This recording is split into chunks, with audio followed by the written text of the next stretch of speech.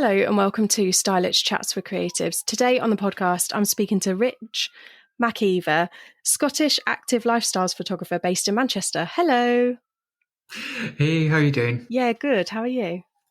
Very well. Yes, you nailed the surname there, so Yes. I'm impressed. Yay! I need like a little star chart to just every time I hit a surname right, and a little gold star needs to go up. Yeah, you need to get a little jingle or something to Yeah. just to cut in at that bit. Yeah. Yeah, definitely. So thank you so much for coming on the podcast. It's nice to reach out and have a conversation with somebody who actually I've not met. We've only met over LinkedIn and had a little chat. So it's really nice to explore how you are where you are. Yeah, thanks. Well, thanks for having me on. And yeah, likewise, it's great to just chat to other creatives and sort of get a lay of the land and get a feel for what everyone else is up to. Because yeah, especially self-employed creatives, or when you're doing your own thing, you can definitely rattle around in your own head, and it's good to just see what everyone else is up to. Yeah, I think you're so right. When you're self-employed, you can look and see what everybody else is doing and then go, oh God, I'm not doing what they're doing.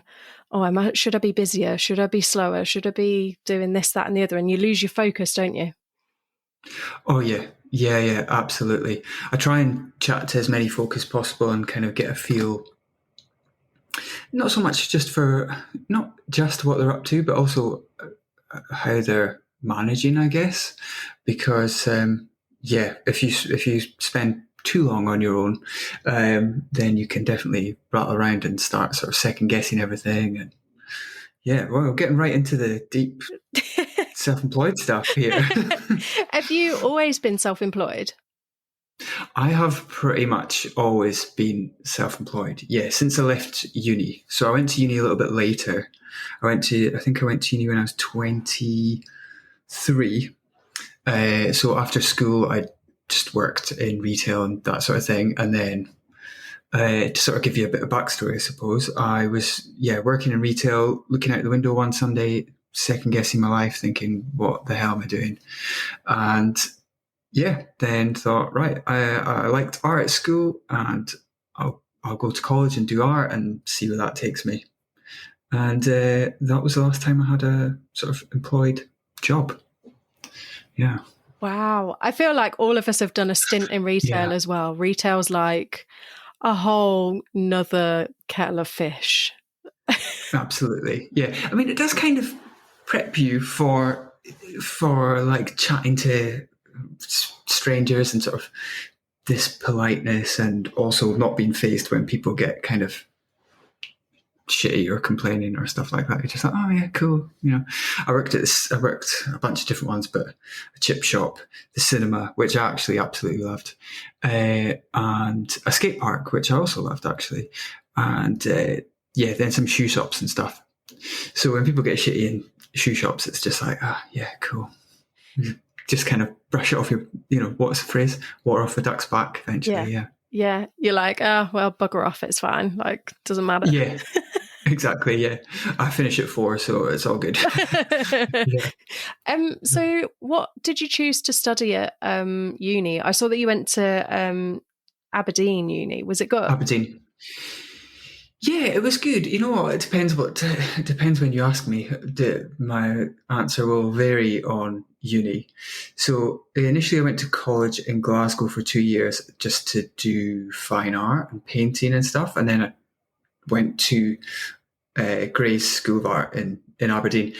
And I thought I was going to do painting. And then sort of half a year in, I thought, no, I'm going to do illustration. And then kind of like a year in or 2 years in, that's when I picked up a camera and I was like, I'm going to do this instead. When I realized, like I said before, I was working at a skate park, and I got a Canon 7D, which was like one of the first sort of available cameras that you could do video and stills on. And then I started making like videos of my mates at the skate park, and I showed it to a lecturer, and they were just like, "Whoa!" Because I think the high quality of it kind of threw them a little bit. And they were like, "This is amazing. Just do this. This is your course. Just film your mates skateboarding and BMXing and stuff, and this will be you." And I was like, "Oh, brilliant. Yeah, cool." So that's kind of that was my journey in uni. I Did I enjoy it? I did enjoy it. What I enjoyed was the freedom it gave you to just kind of mess about. Because my flatmate, who I was sort of shared a flat with for most of uni, we were very much on the same wavelength. He skated and worked at the skate park, and I rode BMX and worked at the skate park, and we would just sort of like party with our friends and come up with weird art ideas and like carve stuff out of skateboards and put on exhibitions and stuff. So for that, it was amazing. It was it was brilliant. But as far as like the quality of the lecturing and stuff, and I listened to one of your previous guests. What's his name? The photographer escapes me now. Marcus? Marcus. Yeah, Marcus. Yes.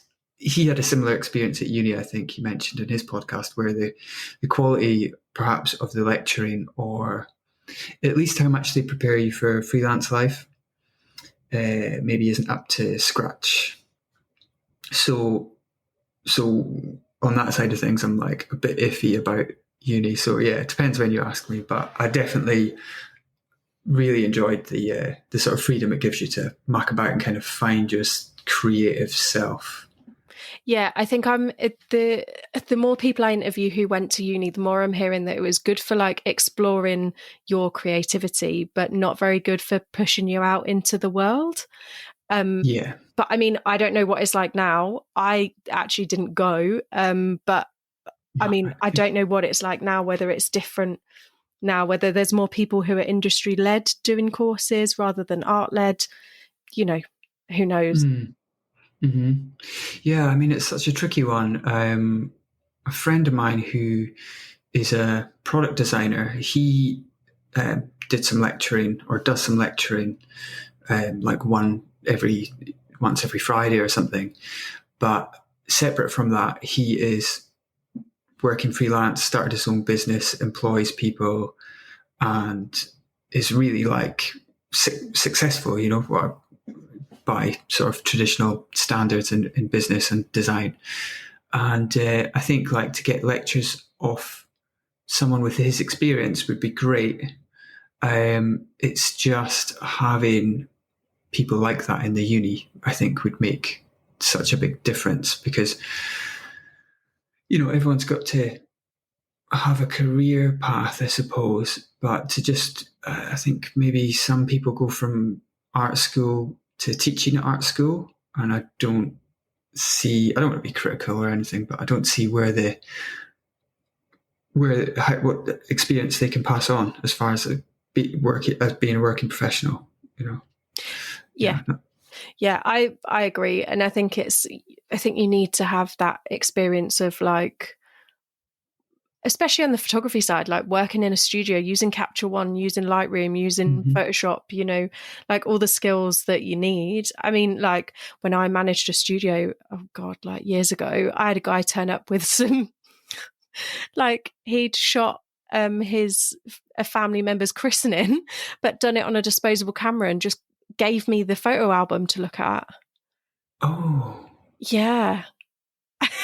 So he gave you the photo album, like he printed it, like he got his disposable camera developed. Yeah. And then gave you the photos to look at. Yeah. For what? As part of his portfolio? Or? Yeah. Right. Okay. Wow. Okay. So like it was for a product photographer job. So like just ecom, I say just ecom, but like it is hard to shoot a lot of varied products, but it was like a very entry level job, and he didn't show me anything product related. It was just this like lovely bound photo album of this little niece and nephew's christening. Nice. Okay. And had he done a course at uni or anything, or? I don't remember, but I don't feel like he did. I feel like he just was giving it a punt, Yeah. Did you give him a job or?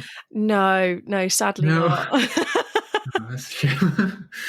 If there was any christenings, you could have, Yeah, could have, keep his details. yeah, passed him along. Yeah, But it's funny, like how, you know, I mean, like, bless him. I hope he's done well with whatever he chose to do. yeah, But yeah.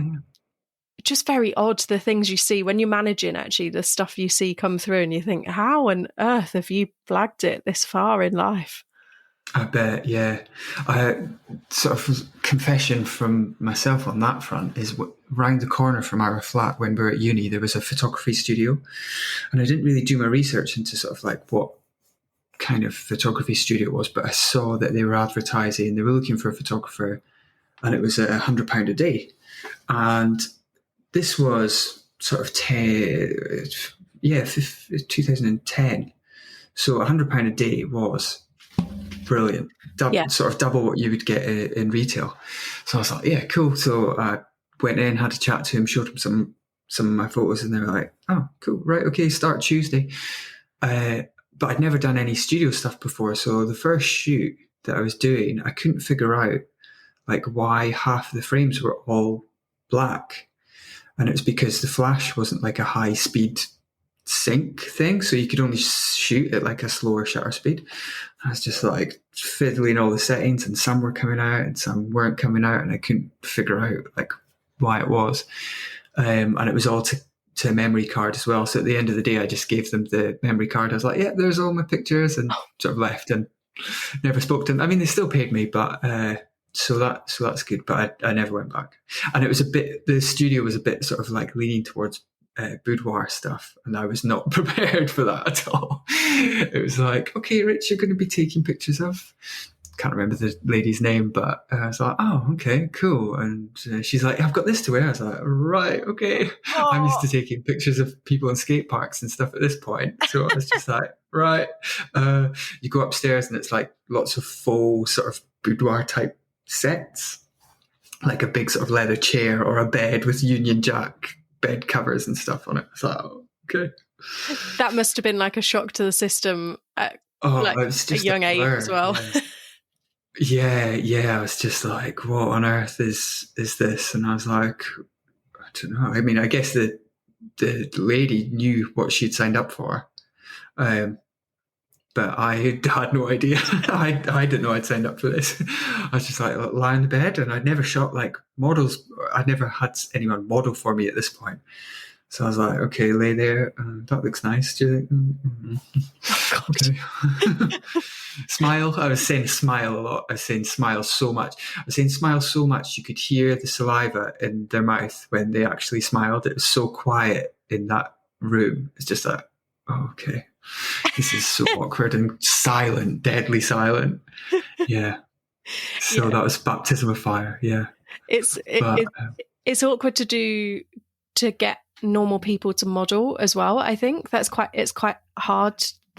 There's different tricks to, an experienced model or even a model who's not that experienced. It's still easier than a normal person. Oh yeah, absolutely. It's unbelievable. I mean, I would hope I'm okay at it now, but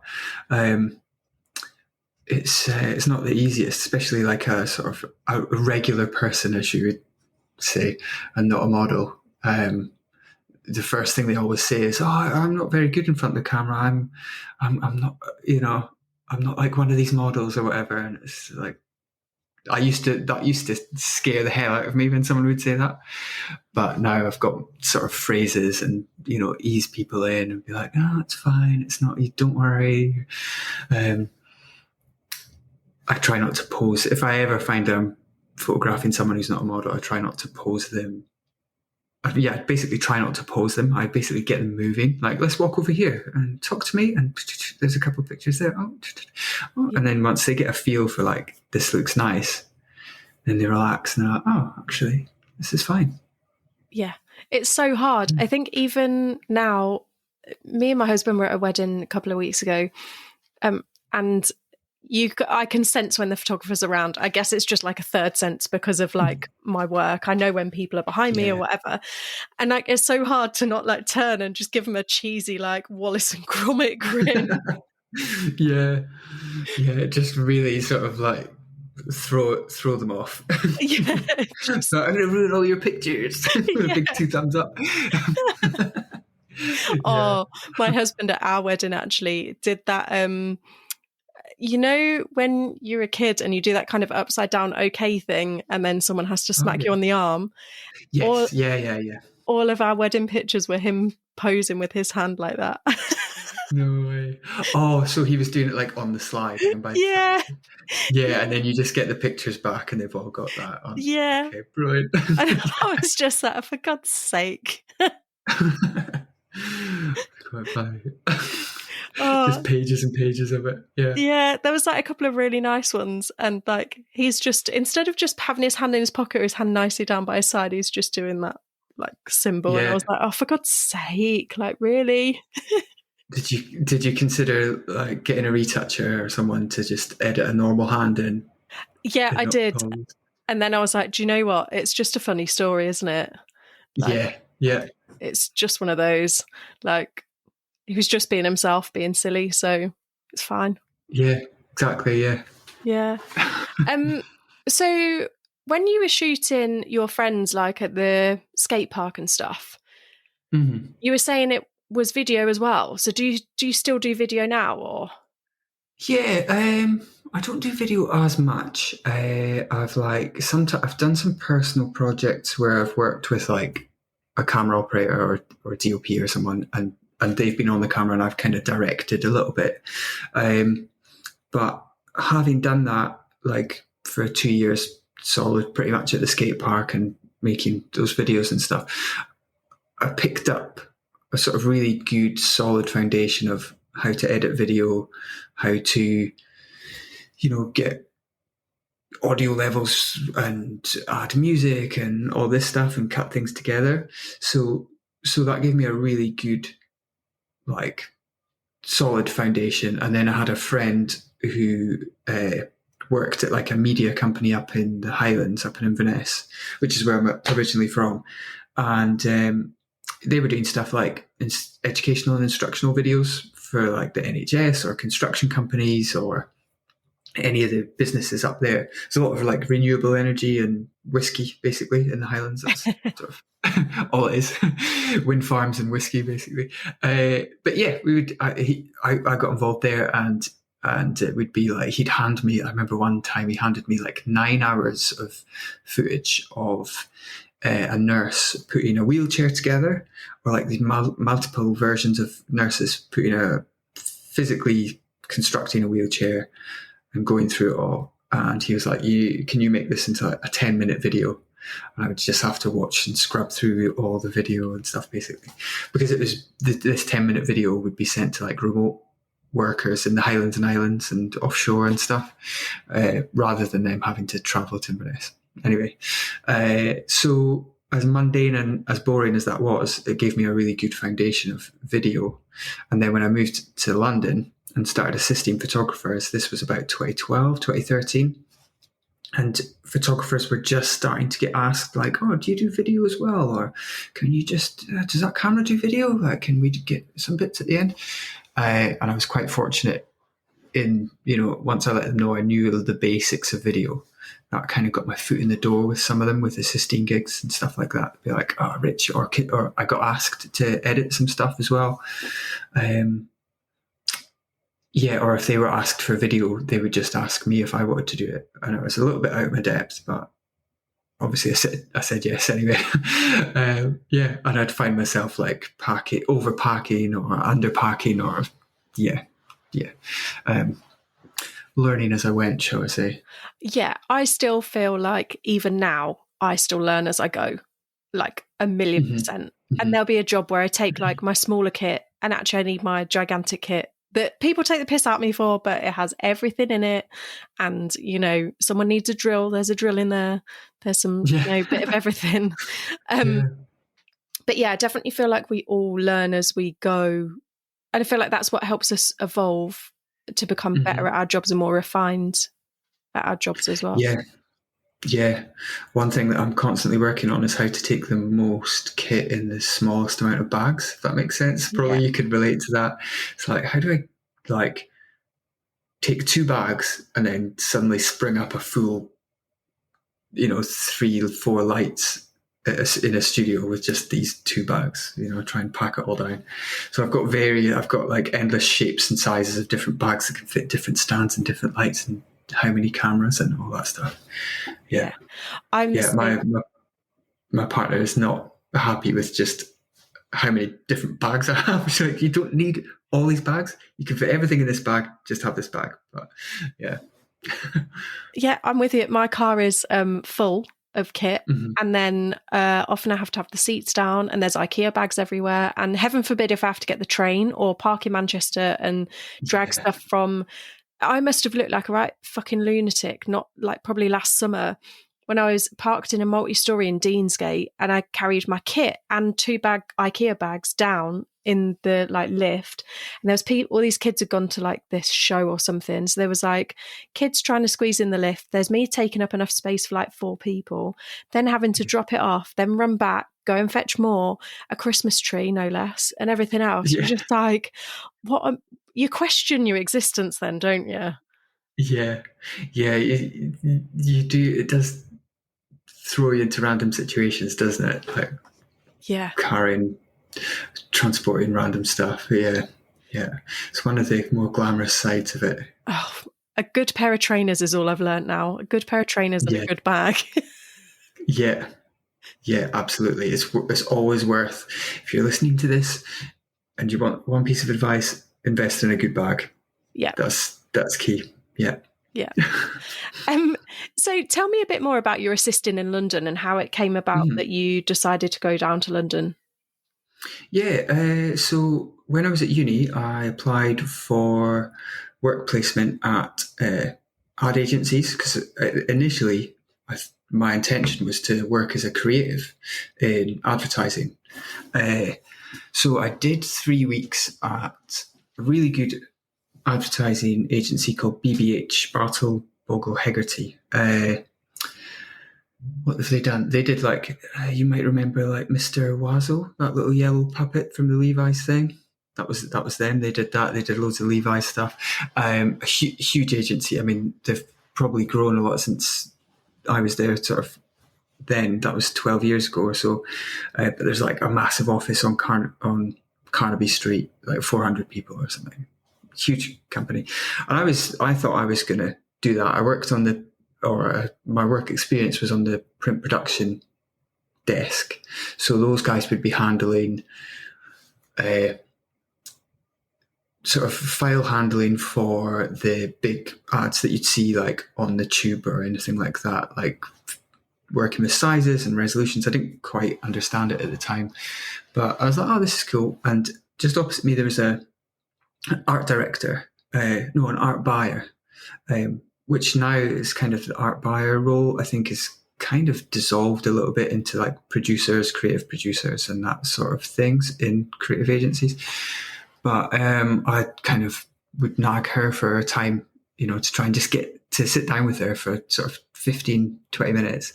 And she was really good, just at the end of one of the weeks when I was there, sat down with me for half an hour and sort of asked about uni and this, that and the other. And I told her about my photography stuff and she's like, well, I think you should maybe pursue photography because you've already got all this experience. By this point, I'd had some stuff in magazines, like BMX magazines and stuff, because a few of my friends would have sponsors and I would just, one thing led to another shooting them. And she's like, you've got stuff in magazines and people, photographers, that's all they want is to get stuff in magazines. So you're already kind of on your way. So I was like, oh, okay, cool. Thought about it and didn't think too much more about that, and then moved to London and sort of like first day in London with no plan, called BBH, and they were like, who's this sort of thing? Because they've got hundreds of people there in work experience, throughout the year. So by this point, a couple of months later, they'd forgotten about me, which is fair enough. And then at that point, I was like, okay, photography, right, I'll pursue photography. And I'd learn that there was this thing called assisting at photography studios. So I just sent a bunch of emails to all the different photography studios in London, just looking for assisting work, and got a few replies. And then one of them that replied, it was called White Rabbit Studios in Shoreditch, and I went in there, and I didn't really wait for a reply with Tony, the owner there. I just walked in and was like, "Oh, I emailed you yesterday. I'm here now. Do you want to show me around?" Like, it's not the sort of person I am. I'm not really like that forthright usually, but by this point it was like, I need to make something happen. I need to go in and see this guy, or just throw myself in. And I think that swayed him. I think me just sort of walking through the door and just saying hi, here I am. I think that kind of swayed him, and he started giving me work. And then from there, I just started meeting other photographers. But the key thing was meeting other photographers' assistants and getting to know them, because when one assistant drops out, it will fall to another assistant to fill that role. And from that's when I started getting calls like, "Oh, Rich, we've got a job tomorrow. Like, can you fill it?" sort of thing. And that's really where I started to learn stuff about photography and commercial photography and advertising photography. Like, although I'd been at uni for 4 years, I didn't know how to put up a C-stand, or how to put a light on, or how to fit a softbox or anything like that. So I learned more in that first week than I did it 4 years at uni. So, take of that what you will, with regards to education and stuff and uni and that. Yeah. That's so cool. I do think from a lot of people that I speak to and have worked with, one of my friends up until 2 years ago was still assistant. He's a photographer in his own right, but he was like, I'm still learning off everybody. And there's certain practical things that maybe you'll work with someone who's been in the industry 3 decades, and you'll be like, oh, that nugget of information I didn't realize. But had you not have gone and assisted, you'd never know. And I think that keeps you fresh. Yeah, absolutely. I mean, I stopped assisting 8 years ago. It was the 29th of April, because my birthday is on the 1st of May, so it's just passed. And I was like, okay, I used that as a deadline, because I'd got a really good group of assistants who'd become friends, and they were all sort of like 4 or 5 years ahead of me. If I was like, okay, there's this, in the realms of like the progression of their career, I was like, you guys are about 4 or 5 years ahead of me. Some of them started moving on and shooting their own stuff, and I could see some of them weren't moving on.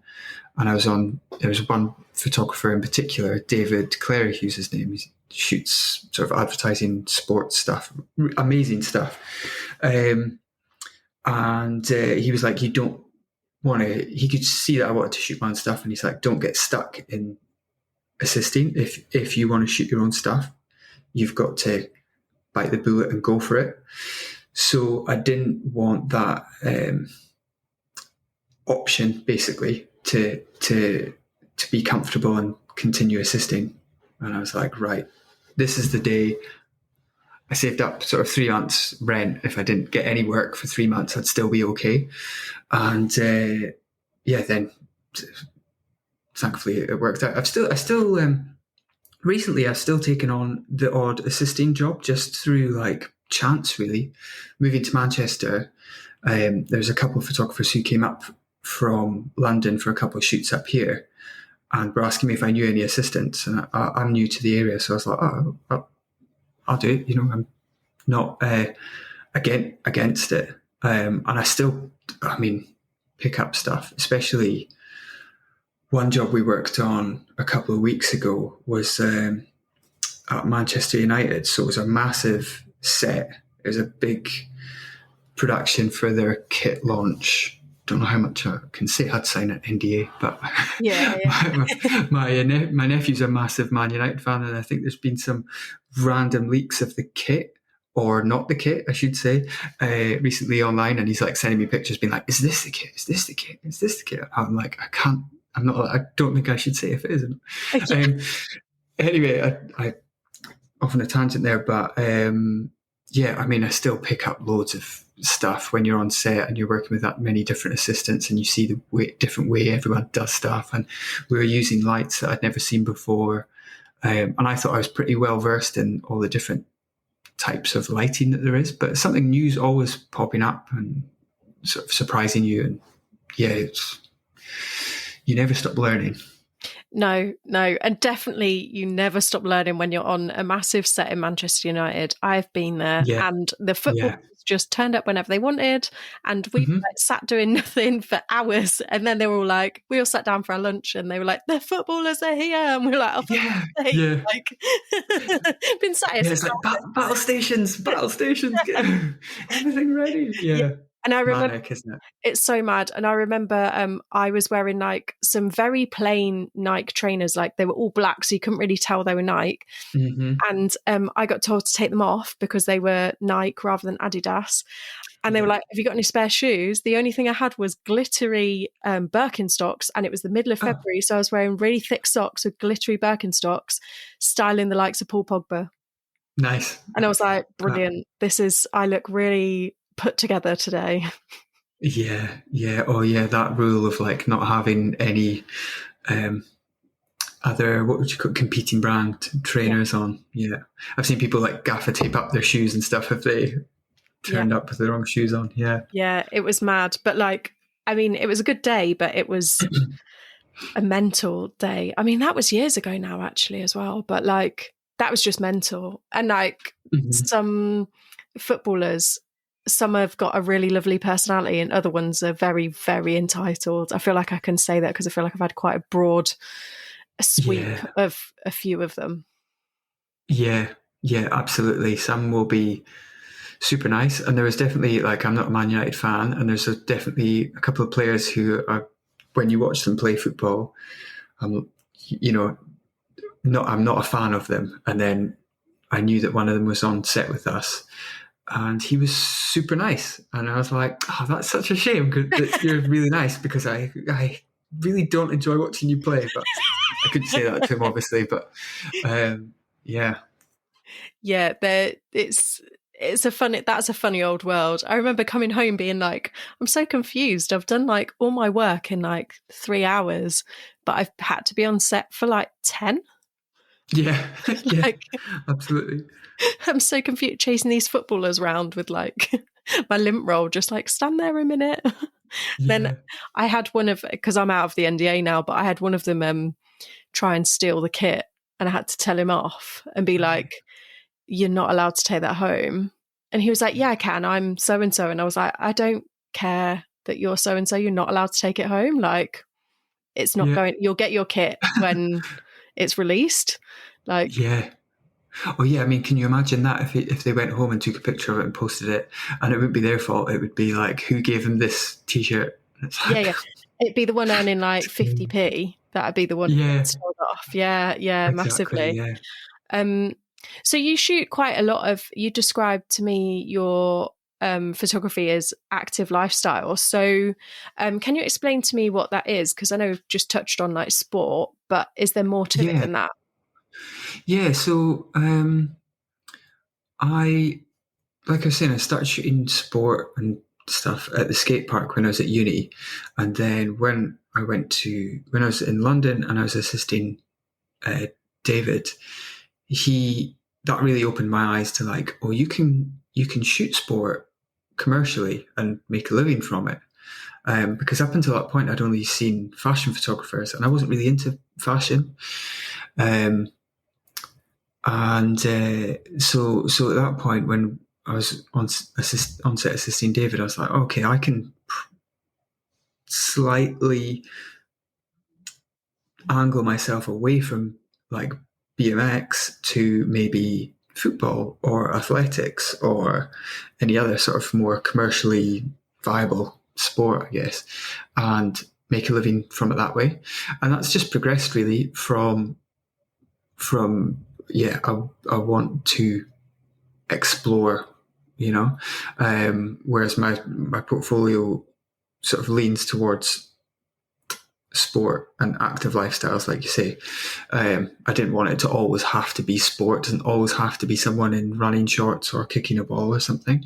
So that's kind of progressed to whatever the product or clothing might be, whether it's like someone holding a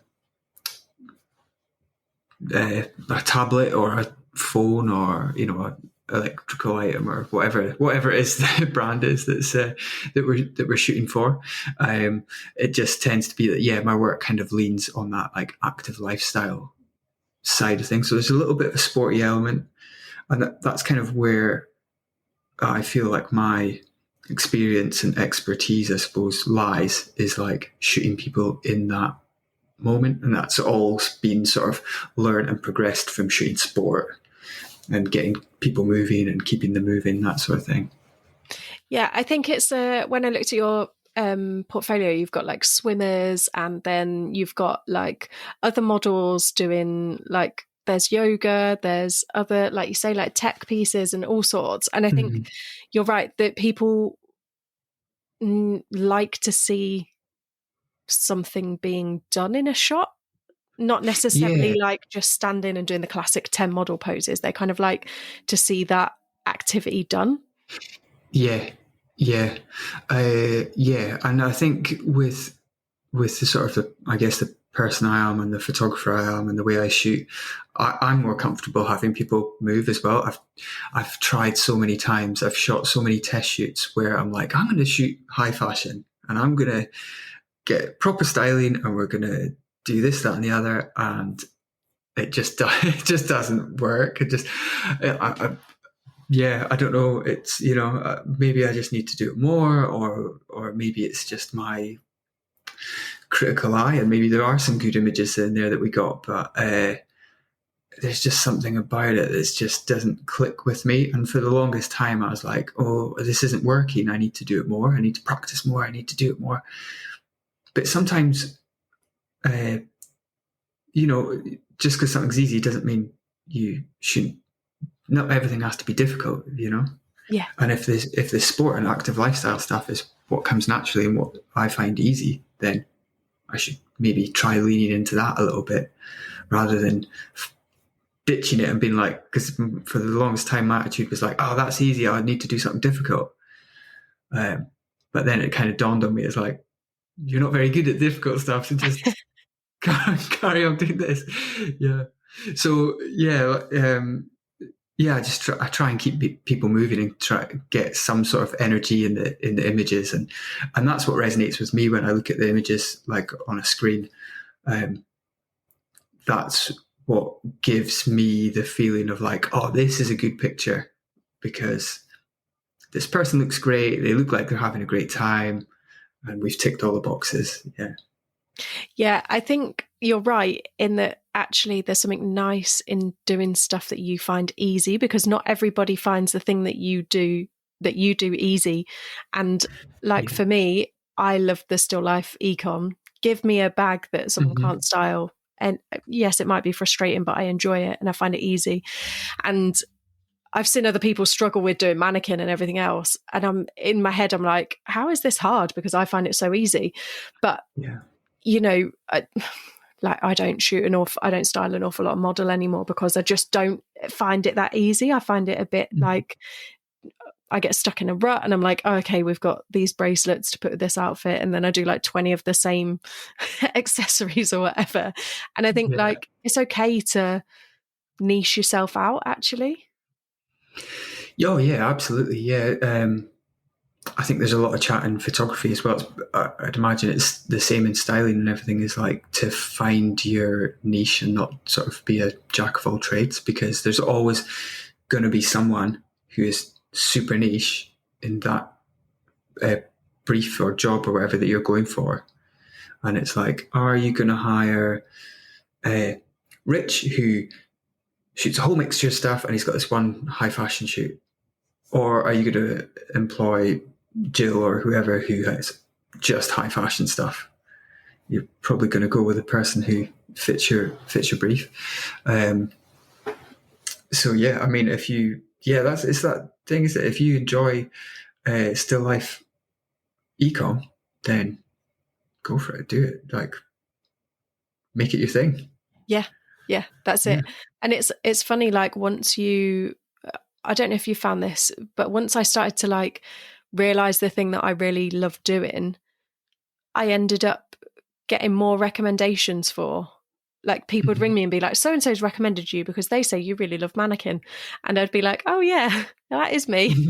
I'm the weirdo. Yeah. And like you end up with more recommendations because they go, well, she's not a jack of all, you know. Yeah.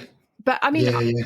I know plenty of people who can do a massive array of styling, and they're good at every single bit.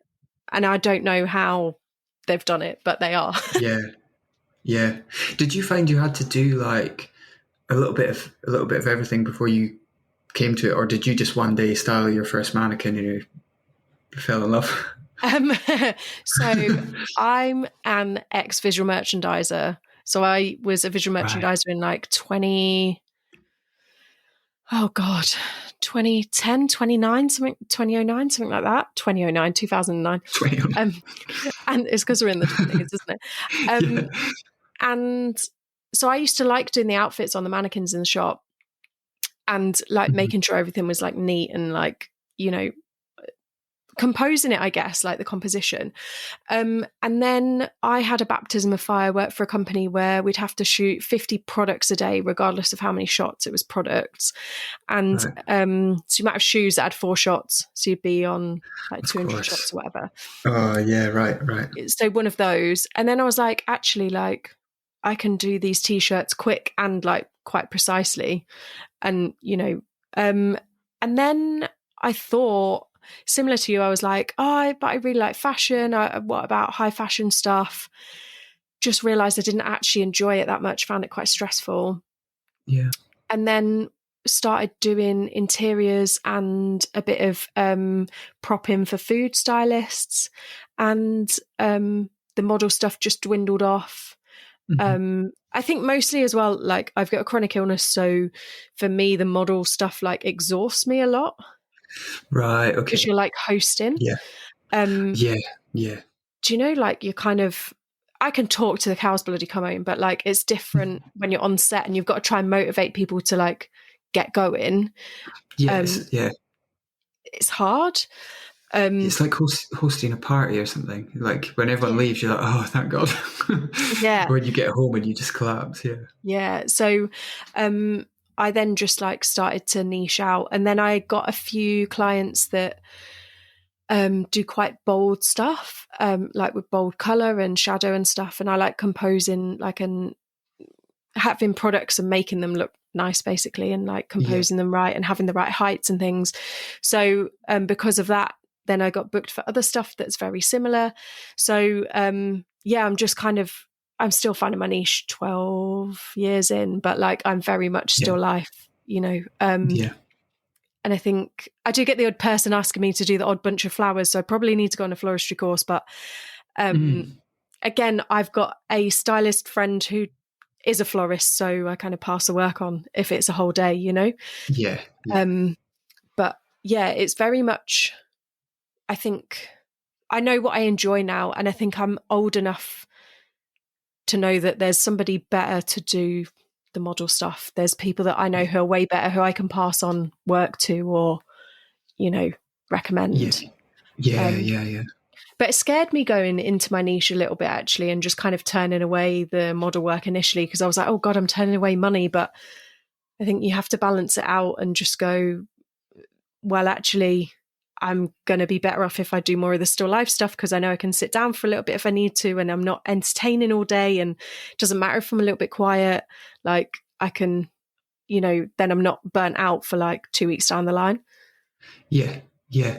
And I think that helps progress, doesn't it? Like Mm. you can do a little bit of everything, but if you really want to specialize and sort of get and progress, I suppose, and be sort of, I don't know how to say it without sort of sounding a bit crass, but like be known in that realm Yeah. or be like sought after, I guess you might say, or be well thought of in any sort of niche, then you really need to be in that niche and not sort of like spread thinly over everything. And that's Yeah. probably true. I've always thought that's kind of true for all the different creative aspects, right? Whether it's, even if it's graphic design or painting, but maybe more in our realm, like styling or photography or video or whatever. Yeah. Yeah, I mean, like, there's certain things that I still would like to nail down within styling, like doing like swatches and stuff. I still find like quite hard, but Mm. that's because I don't Mm. practice it enough. Um, but again, there's What's another, what? pardon. What do you mean by swatches?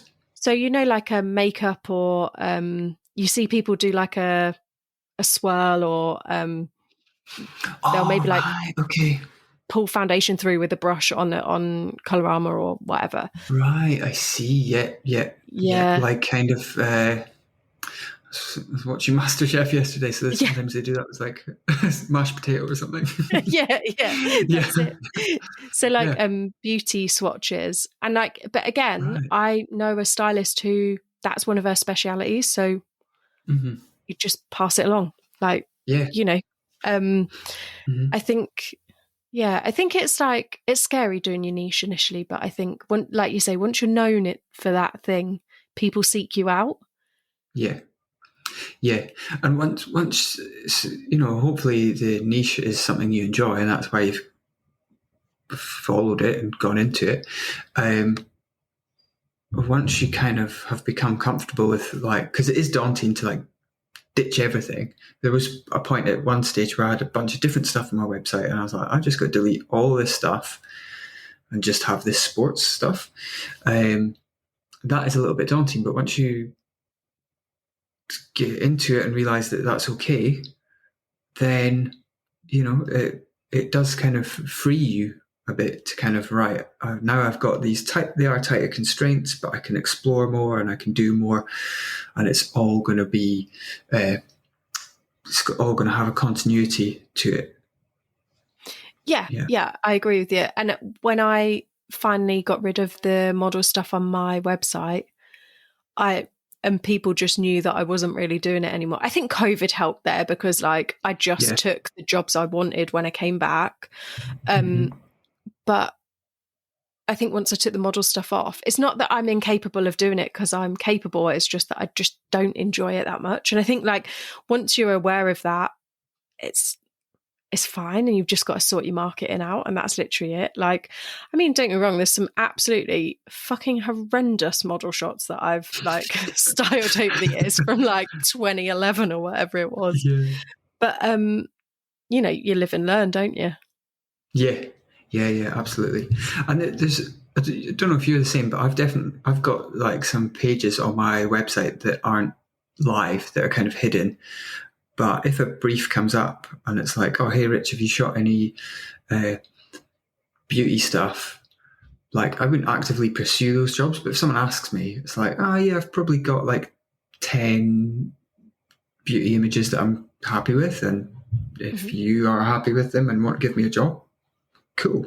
But I wouldn't actively pursue it. But, over time, as you're kind of refining your portfolio, or as I was refining my portfolio, I shot a little bit of everything. And one of the upsides of that is that you can adapt to it. If someone suddenly throws a shoe at me and it's like, Rich, we need a still life of this, I'm like, oh, okay, cool. Not a still life photographer, but I've done a little bit and I can probably get you a good shot just now. That's cool. But yeah, it's got its pros and cons. Yeah. Yeah, I've definitely got PDFs of stuff that I'm happy to share out if the job needs it, but it's not something I necessarily want to shout about. Yeah. Yeah. Like, yeah. So also I saw on your website that you and your partner were digital slow mads for a while. Can you Yeah. tell me what this is about? Yeah, yeah, everyone, that always piques people's interest. I think what it was it was 2022. We decided that we were going to do it January 2022. Sort of coming out of lockdowns and all that stuff, the sort of COVID hangover, and we lived we'd walked around the same park a million times, and we're in a bit of a rut with where we lived and stuff. And my partner, she teaches yoga online. I do all the videos and pictures and stuff for her, so it works out pretty well. And her work is completely online, especially after COVID. She started teaching over Zoom and stuff, and that's just kind of how it stuck. And I was kind of like, things hadn't, by this point, for me anyway, and I think a lot of photographers were the same, it hadn't really picked up again after COVID. I think it is only really, like, from what I hear from speaking to other folk, picking up again this year, maybe summer last year, maybe not even to the levels that it was. That's a whole different discussion, I suppose. So we were like, right, okay, let's move to Barcelona. Let's go and do it. And we had no idea about visas or anything like that, but we were like, I'm sure we'll get a visa. We went over in February for a little holiday, sussed the place out. I spoke to some modelling agencies over there, shot some test shoots with like their models while I was over there. I was like, oh, okay, this is cool. One of the models was from London just by chance, and he'd moved over there pre-Brexit, and it was a doddle for him. He moved over there, stayed there, got his citizenship. That's fine. So we went back to London in February, started looking up visas, and it was just like, you can't actually move there anymore because of Brexit. So you can only stay there for 90 days. Now I think they've got a digital nomad visa that you can get to stay there for a year or two, but in 2022 they didn't have that. So in the end, we decided we'll go to Barcelona for 3 months, and then we will go somewhere else. The initial plan was Bali, but we didn't do that because when we were looking into it, it was the rainy season in Bali, and we're just like, maybe skip this. So we ended up going to Cape Town, same timeline. It's their summer. I know lots of photography work goes over there in European winter. I know a lot of European brands go over there for their summer to shoot stuff. And then we just jumped around. We went from Cape Town to Mauritius for 3 months, because when else are we going to be that close to Mauritius and get flights that are affordable? So we went there for 3 months, and then we went back to Madrid for 3 months, and then we went back to Scotland, sort of stayed sort of near my family for 5 or 6 months. And then we went to Manchester. But as far as like how I was going to do it on my side of things, the photography side of things, I kind of went with a little hope of I will either pitch to European brands and try and get them to send me product, and I'll figure out, I'll produce the shoots wherever I am, or I would like try and start working with brands who are based in whatever city or country that I'm in. And I could have definitely done it better, but it just totally didn't work out like that at all. Like, as far as getting work, it was like, oh yeah, we can ship to Spain, but it'll take 3 weeks, and the import tax and this, that, and the other, and it just wasn't working out like that at all. So for the most part, I shot personal work and just sort of tried to pad out my portfolio, and really went on this exploration of like, what am I doing with my portfolio? And I'm not really enjoying how it was looking at the time, and it was getting a bit stagnant. And then I started weaving in different things like more landscape and storytelling stuff with the sports and lifestyle stuff. That's a whole nother journey. But long story long, that's kind of what we did with the digital slow mad. It's called slow mad because we stayed at each place for 3 months. So that sounds like such a cool thing to do as well. And you're so right. The photography industry, I feel as well, like it has not returned back to 2019 levels. Mm-hmm. It just hasn't. I think people have cut their budgets. I think they've become more aware of like what's necessary and what is just like bump, basically. And I think, you know, you've given the opportunity to travel like that is just such a cool thing to do. Yeah. Our lease was coming up in our flat that we were renting in London, and we just thought, that's a good signal's a good point to to go. Yeah, I think with going back to that sort of 2019 levels, I think COVID showed a lot of brands and agencies and stuff that you can actually um, use social. Obviously, like, it sounds so obvious, played out now, but like social media influencers, content creators, what do they call it? UGC, user generated content. That really boomed during COVID, didn't it? And I think a lot of brands have been like, we could probably just stick with this and give a content creator like a few £100 maybe, or but upwards of that, but not what we would pay for a full production with a photographer and a videographer and stuff. We can just send this product. So I think that has taken a big chunk out of a lot of photographers' pockets, basically. Yeah. Yeah, I'm inclined to agree with you. I think like we started to feel it in the studio maybe like 2 months before it actually hit, because product was getting stuck or not being sent, and they couldn't figure out what was going on, and they were like, we're not really sure what's going on. And then literally Boris sat there and was just like, I'm almost shut in the country. You're like, oh, okay, Yeah. cool. Okay, dude. Yeah. Cheers. Thanks for that. Yeah, like, thanks, dude. Yeah. But yeah, it is funny how it's still affecting the industry. But obviously, it's just shown that our industry can adapt. And I do think, like, I don't know how you feel, but I definitely feel like I have a better work-life balance now. Yeah, absolutely.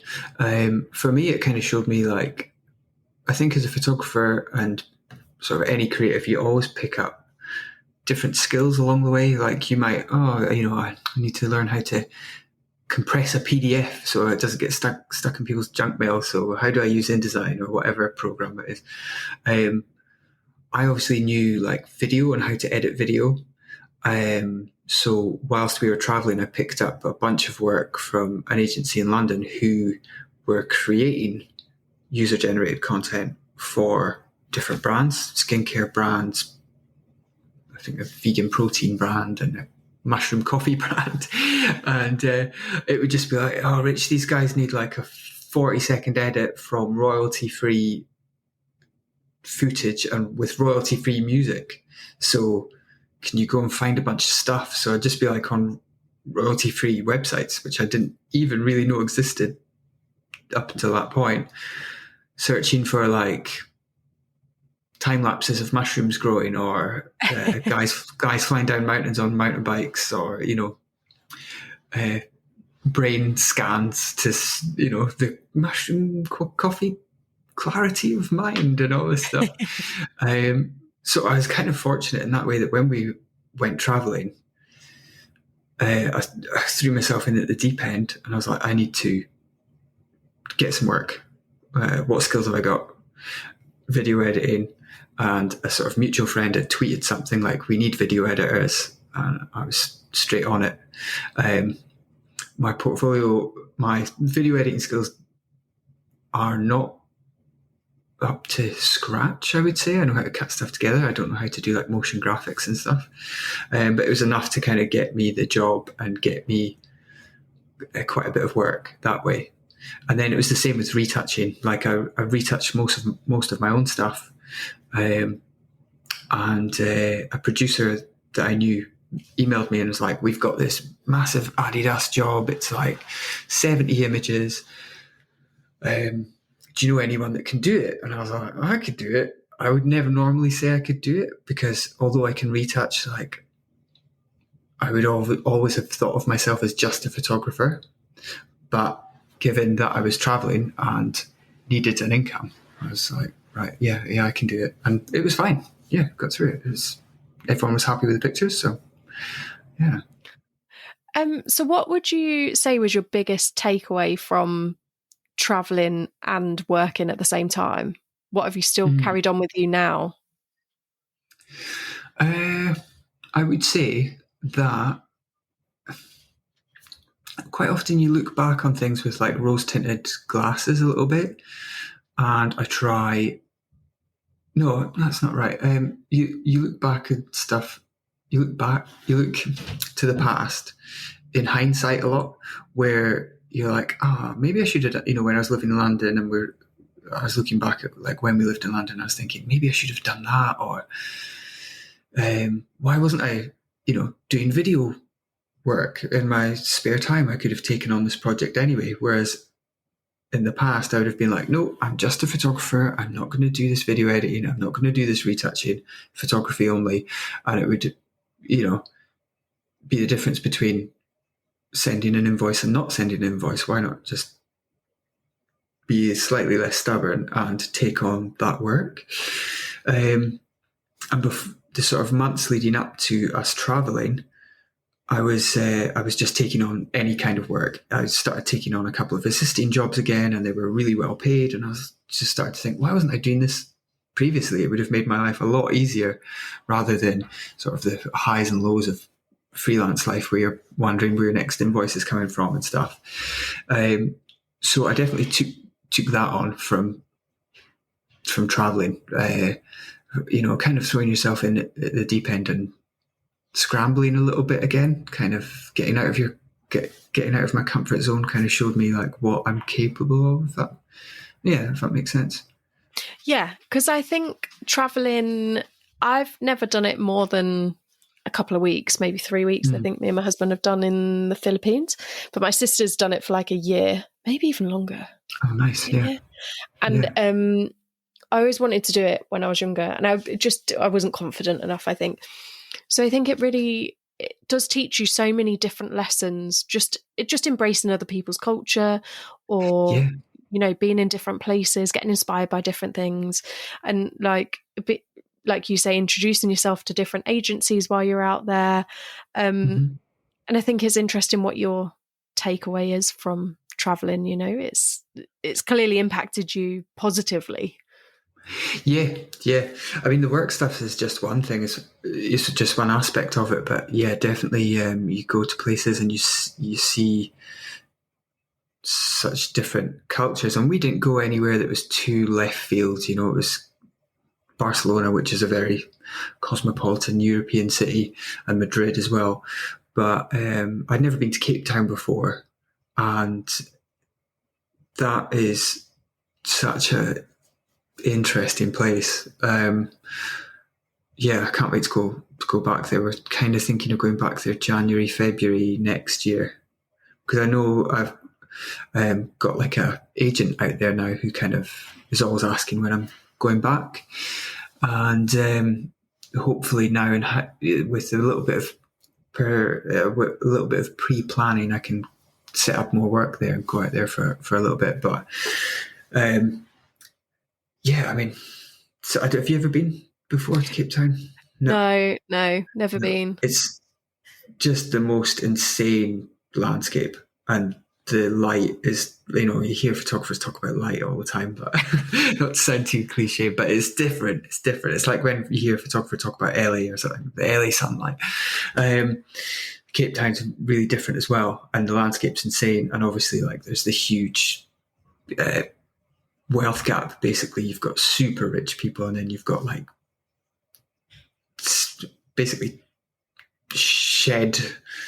tin shed cities of like hundreds of thousands of people, which is daunting and intimidating at first, just to kind of take that on board and be exposed to that.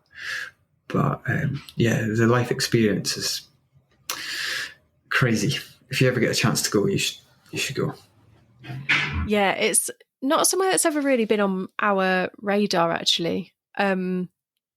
It's not. I know friends are there at the moment. I know my other friend was in Johannesburg, I think, last year. She's going to tell me that she was somewhere else. And I think she was in Cape Town as well for the cricket. She does the graphics for the cricket. Cool. And I was like, when are you coming back? And she's like, in like 3 months. She's like, 3 months worth of work. Yeah, so it's really cool, like, that big block. So I've got like one final question for you. Answer it however you wish. It's quite a broad question. But What inspires you, Rich? What inspires me?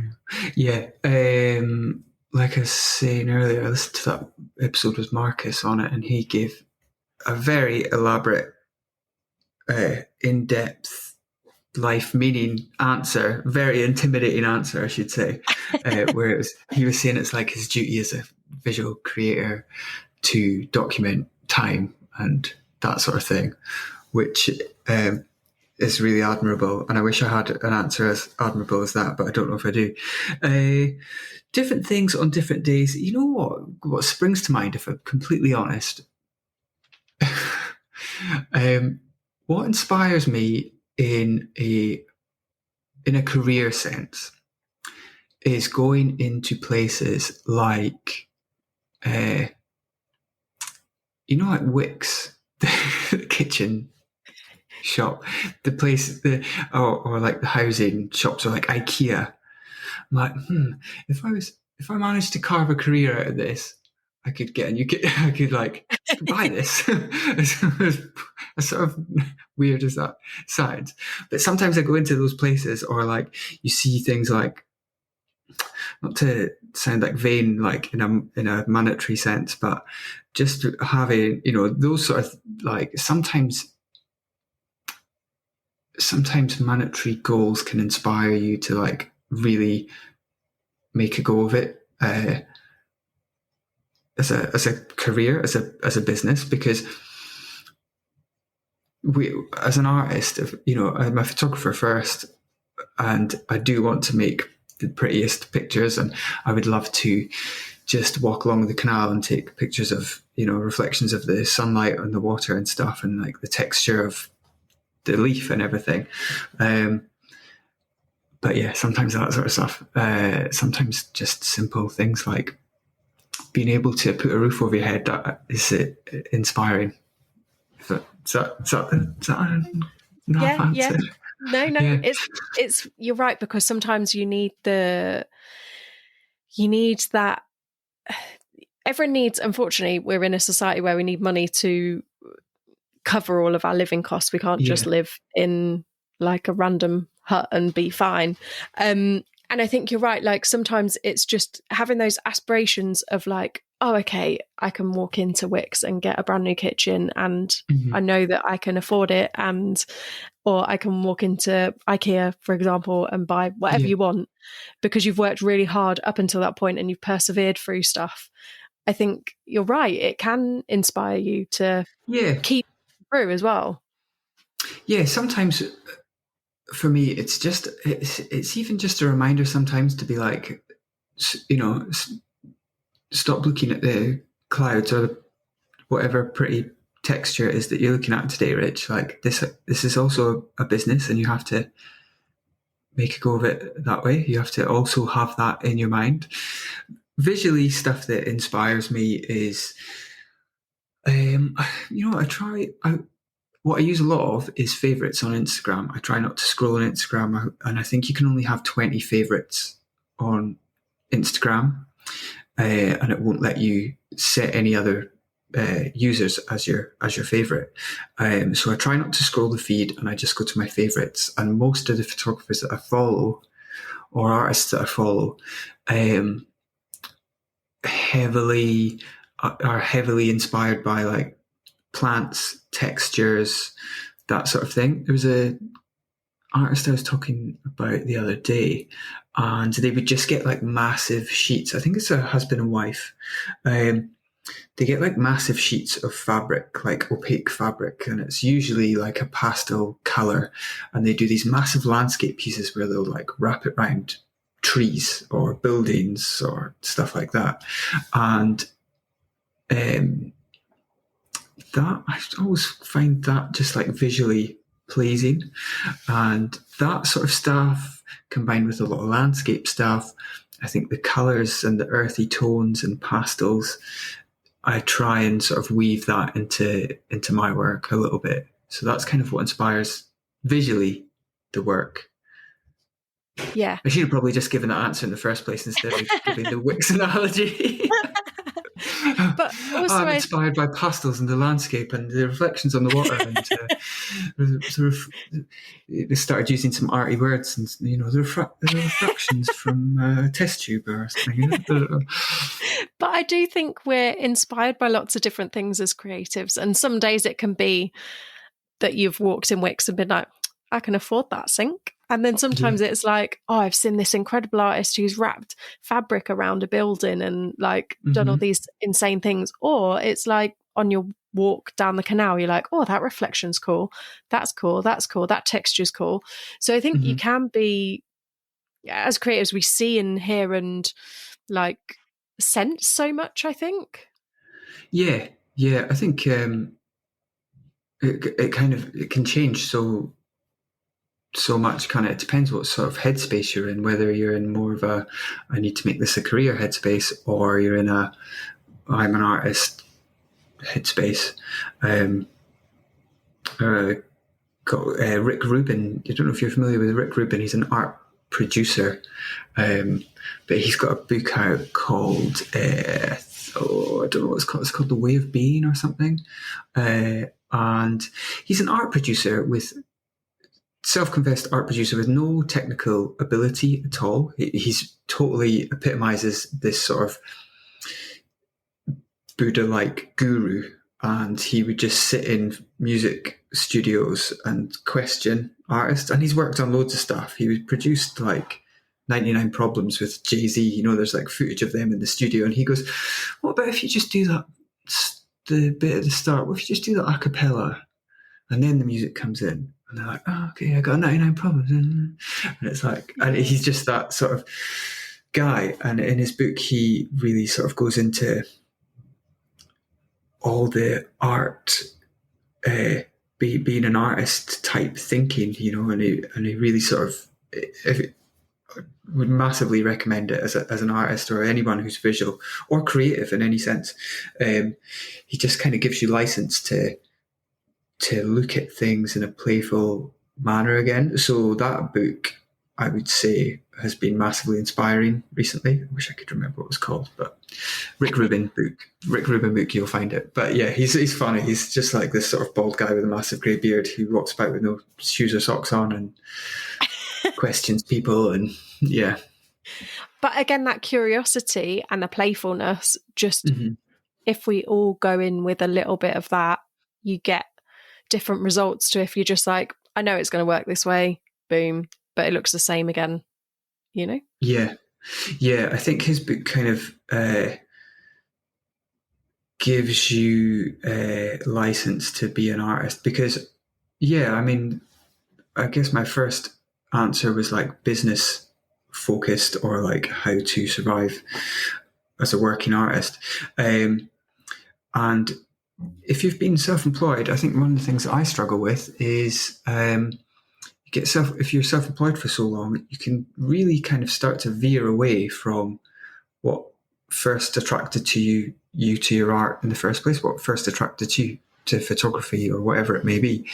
And sometimes you just need someone who you trust or someone who's in a position who's done it before to be like, you know what, it's okay if you just want to go out and like look at the light falling through the leaves. That's your job. That's research. Go and sit in a park. Go and like observe people. Go and sit in a coffee shop and like listen to people's conversations or whatever it may be. So yeah, I mean that whole book is like dog-eared with me, like loads of little notes and stuff, and I'm always going back to it and being like, oh, this will inspire me today, and it does. Yeah, it's brilliant. I've written it down. I'm going to go and find that book because it sounds Yeah, great. yeah, it's grey and it's got a black circle, just a circle in the middle with a dot in the middle. I think it's really good, really good. I'm there.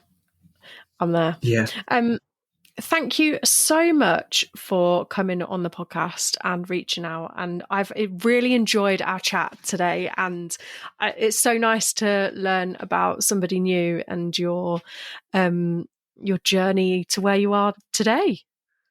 yeah, no worries. Thanks for having me. I mean, for a little while I wasn't sure exactly what I was going to talk about, but then when you get into sort of a reflective mode of your journey, you can really kind of get lost in it. Yeah. and kind of forget like I forget sometimes how much I've done, like I think people can kind of lose track of like just how much experience they have.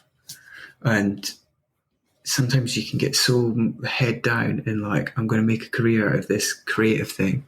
And you get like a few years or 5 or 10 years down the line and you forget to sort of take a moment and look behind. Yeah, and just take that moment of like being proud of yourself, of how far you've come to. Yeah, absolutely. Well, thank you so much. Thanks for having me. Thank you for listening to this week's episode. I hope you enjoyed it. Please rate, follow, and share, as it really helps this little podcast out. And if you have found value in the podcast and you have the means to, I do have a Buy Me a Coffee link in the show notes. This will help keep the podcast going. Join me next week for another fantastic guest. Bye!